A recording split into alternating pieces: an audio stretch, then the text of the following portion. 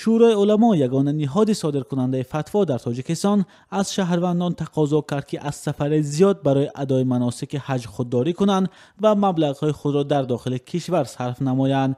فعلا شهروندان تاجیکستان حق ندارند در 5 سال بیش از 1 مرتبه به حج بروند، اما شهروندان با انتقاد از این مراجعت شورای علما میگویند آنها در صرف مالشان آزادند و بگذار مقامات اختیاری در کجا صرف کردن مبلغ‌هایشان را از آنها نگیرند. نیاز خواجه حاجی 39 سال دارد و در این مدت 7 مرتبه برای سفر حج به عربستان سعودی رفته است. میگوید به این قناعت ندارد و میخواهد باز هم امسال به حج برود. حاجی میگوید باور دارد که زیادتر انجام دادن سفر حج و زیارت مکانهای مقدس مسلمانان راه او را به جنت هموارتر میکند. مشکلی که پیامبر صلی الله علیه و آله گفته کسی که نفری که در رمضان عمره میکند انا گویا حج کرده است یا همراهی من حج کرده است، بود که همه حدیث 5 مرتبه دیگر در ماه رمضان رفتم. من 5 سال در رمضان در همون سعودی گذراندم. طبق حدیث پیامبر صلی الله علیه و آله یک رکعت نماز در مکه مکرمه برابر از 100,000 رکعت نماز است. ما حرکت می‌کنیم در 24 روزی که میریم همونجا نماز کنیم، تلاوت قرآن کنیم.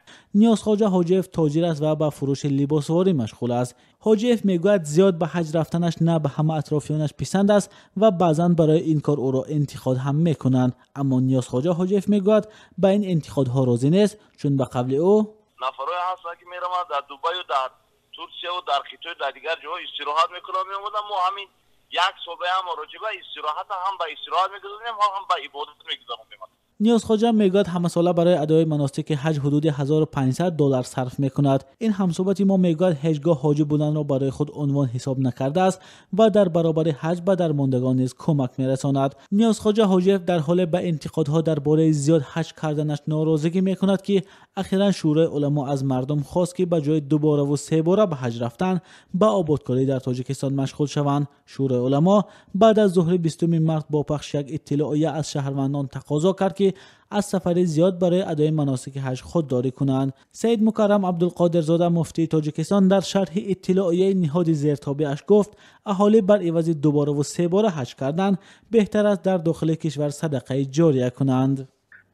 ثواب صدقه جاریه یک لحظه و یک روز یک سال نیست. یعنی این تو زمانی که اون راه باشد، خواه ساختمان و بنا باشد، خواه یتیمی باشد، خواه معیوبی باشد، تا وقتی که اون زنده است و از کمک این بهره‌مند شده است و به یک جای رسیده است، ثواب اون مثل آب جاری بر دوام بر صاحب این شخص یعنی همیشگی می باشد.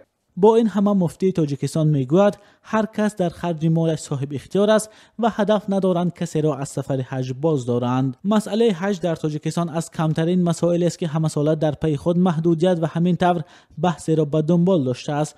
مقامات تاجیک در راه سفر شهروندان تاجیکستان به حج تا امروز چندین محدودیت ها جاری کردند. از جمله شهروندان زیر سن 40 حق ندارند برای سفر حج اکبر سفر کنند. اینچنین زائران از حق دادن طعام هم محروم میباشند.